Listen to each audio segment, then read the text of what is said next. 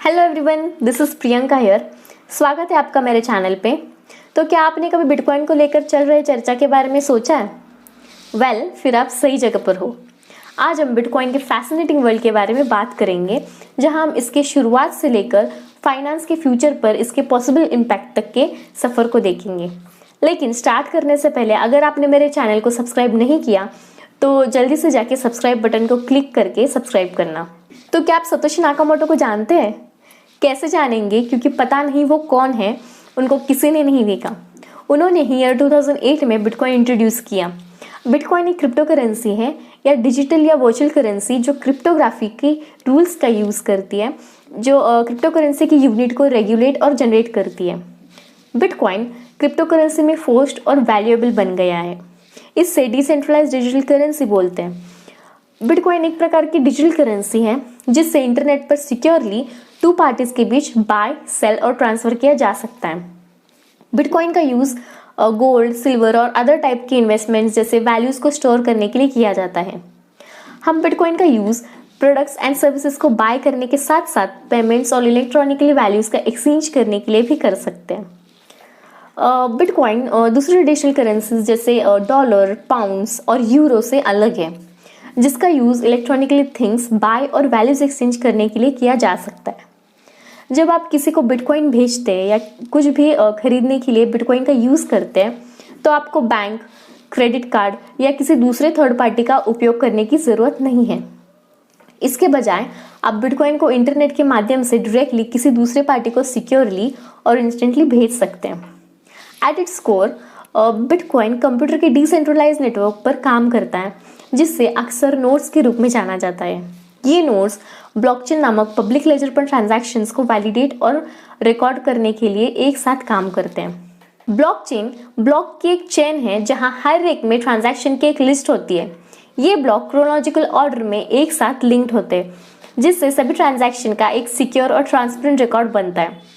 Blockchain क्या होता है, पब्लिक लेजर क्या होता है और ये काम कैसे करते हैं, इस पे ऑलरेडी मैंने एक वीडियो बनाया हुआ है, आप जाके देख सकते हैं। So back to the point, इन बिटकॉइन ट्रांजैक्शंस को ब्लॉक में ग्रुप किया जाता है और माइनर्स ब्लॉकचेन में एक ब्लॉक जोड़ने के लिए कॉम्प्लेक्स मैथमेटिकल प्रॉब्लम्स को सॉल्व करने के लिए compete करते हैं। इस प्रोसेस को, जिसे माइनिंग के रूप में जाना जाता है, सब्सटेंशियल कंप्यूटेशनल पावर की ज़रूरत होती है और न्यूली क्रिएटेड बिटकॉइन से रिवॉर्ड किया जाता है। कंसेंसस मैकेनिज्म ये इंश्योर करता है कि सभी नोड सिस्टम की इंटीग्रिटी को बनाए रखते हुए ट्रांजैक्शन की वैलिडिटी पर सहमत हो।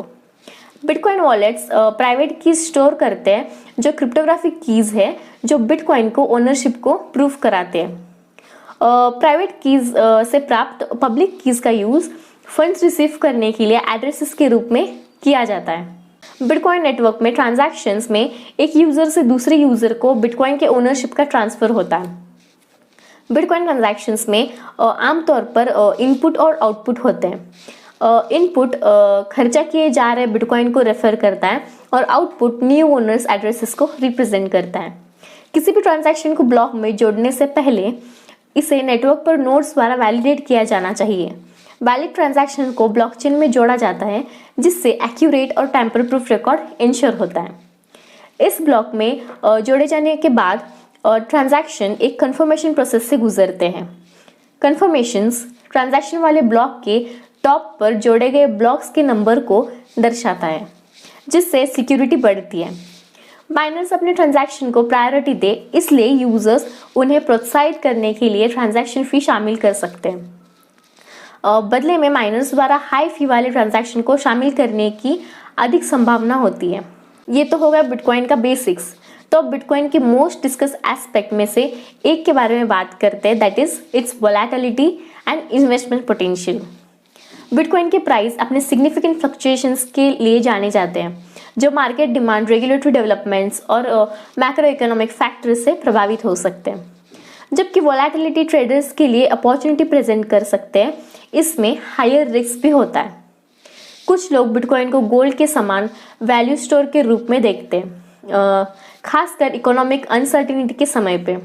इन्वेस्टर्स इसके finite supply that is 21 million bitcoins और डिसेंट्रलाइज नेचर की ओर आकर्षित होते हैं, जो इन्फ्लेशन के प्रेशर का प्रतिरोध करते हैं। इन्वेस्टर्स को बिटकॉइन को लेकर बहुत केयरफुल रहना चाहिए क्योंकि ये उतना रिस्की भी है। इस रिस्क को मैनेज करने के लिए डाइवर्सिफिकेशन, इन डेप्थ रिसर्च और समझदारी से इन्वेस्ट करना ज़रूरी है। जिस तरह से बिटकॉइन का पुल बढ़ रहा है, कई लोग फाइनेंस के फ्यूचर को शेप देने में इसकी रोल के बारे में अनुमान लगा रहे हैं। So here are some key points to consider. First, bitcoin में ग्लोबली अनबैंक्ड और अंडरबैंक्ड सुविधा वाले पॉपुलेशंस को फाइनेंशियल सर्विसेज प्रोवाइड करने की क्षमता है, जो ट्रेडिशनल बैंकिंग के लिए एक डिसेंट्रलाइज्ड अल्टरनेटिव प्रदान करता है। सेकेंड, बिटकॉइन एक डिसेंट्रलाइज्ड नेटवर्क पर काम करता है जो ट्रेडिशनल सेंट्रलाइज्ड फाइनेंशियल सिस्टम को चैलेंज करता है। थर्ड, एडवोकेट्स का मानना है कि इससे ट्रांसपेरेंसी बढ़ेगी, करप्शन कम होगा और अधिक इंक्लूसिव फाइनेंशियल इकोसिस्टम बनेगा। फोर्थ, एक डिजिटल करेंसी होने के अलावा underlying blockchain technology, smart contracts और डिसेंट्रलाइज्ड एप्लीकेशन को सक्षम बनाते हैं, जिससे इसकी यूज केसेस एक्सपांड होते हैं। फिफ्थ, मेनस्ट्रीम के फाइनेंस में बिटकॉइन का इंटीग्रेशन रेगुलेटरी चैलेंजेस का सामना करता है, इसलिए गवर्नमेंट्स इनोवेशन और कंज्यूमर प्रोटेक्शंस को बैलेंस करने के लिए तरीके भी ढूंढ रही है। As we explore the world of blockchain, it's important कि कॉमन मिसकंसेप्शंस दूर करें और उसके रिस्क को भी समझें।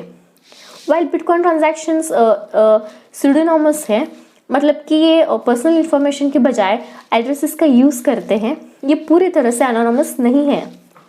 ब्लॉकचेन पे ट्रांजैक्शंस को ट्रेस किया जा सकता है। डार्क वेब पर अर्ली यूज़ के साथ बिटकॉइन एसोसिएशन ने ये मिसकंसेप्शन पैदा कर दिए कि इसका यूज़ मुख्य रूप से इलीगल एक्टिविटीज़ के लिए किया जाता है, लेकिन ऐसा नहीं है। इसमें मेजॉरिटी बिटकॉइन ट्रांजैक्शंस लेजिटमेट भी होते हैं। जैसे कि मैंने पहले बोला, बिटकॉइन के प्राइस हाईली वोलेटाइल होते हैं, जिससे इन्वेस्टर्स के लिए रिस्क भी आता है। बिटकॉइन इन्वेस्टमेंट को सावधानी और लॉन्ग टर्म पर्सपेक्टिव के साथ करना ज़रूरी है। While bitcoin itself is secured, individual wallets और एक्सचेंजेस हैकिंग के प्रति वल्नरेबल हो सकते हैं। आपके एसेट्स की सुरक्षा के लिए सिक्योर स्टोरेज प्रैक्टिसेस और रेप्यूटेबल प्लेटफॉर्म्स का यूज़ करना ज़रूरी है। सो ओवरऑल इस वीडियो में हमने इसके fundamental principles, transaction processes, investment potential and इसके possible impact on the future of finance, इन पॉइंट्स को कवर किया। बिटकॉइन को उनके स्ट्रेंथ और पोटेंशियल चैलेंजेस दोनों को एक्सेप्ट करते हुए बैलेंस पर्सपेक्टिव से देखना ज़रूरी है। इसके डिसेंट्रलाइज नेचर, ब्लॉकचेन टेक्नोलॉजी और फाइनेंशियल इंक्लूजन्स की क्षमता इसे फाइनेंस के दुनिया में एक फैसिनेटिंग और डिस्ट्रप्टिव फोर्स बनाती है। इन्वेस्टिंग रिस्की हो सकता है इसके प्राइस वोलेटिलिटी के कारण, इसलिए इन डेप्थ रिसर्च और रिस्क को रिस्पॉन्सिबली मैनेज करना ज़रूरी है। रिमेंबर, क्रिप्टो करेंसी का लैंडस्केप कंटिन्यूसली इवॉल्व हो रहा है और रेगुलेटरी डेवलपमेंट्स उनके फ्यूचर को आकार देने में महत्वपूर्ण रोल निभा सकते हैं। चाहे आप एक एक्सपीरियंस इन्वेस्टर हो या बिटकॉइन की पॉसिबिलिटीज़ को एक्सप्लोर कर रहे हो, इस डायनामिक स्पेस में अच्छे डिसीजंस लेने के लिए खुद को अपडेटेड रखना ज़रूरी है। और खुद को इंस्टेंट न्यूज़ से अपडेटेड रखने के लिए आप मुझे इंस्टाग्राम पे फॉलो कर सकते हैं, लिंक आपको मेरे डिस्क्रिप्शन में मिल जाएगा। सो आज के लिए बिटकॉइन एक्सप्लोरेशन में इतना ही। अगर आपको मेरा ये वीडियो इन्फॉर्मेटिव लगा तो वीडियो को लाइक और चैनल को सब्सक्राइब करना ऐसे और ब्लॉकचेन टेक्नोलॉजी रिलेटेड कंटेंट के लिए। And feel free to share your thoughts in the comment section below. मिलते हैं अगले वीडियो में। Thank you, bye bye.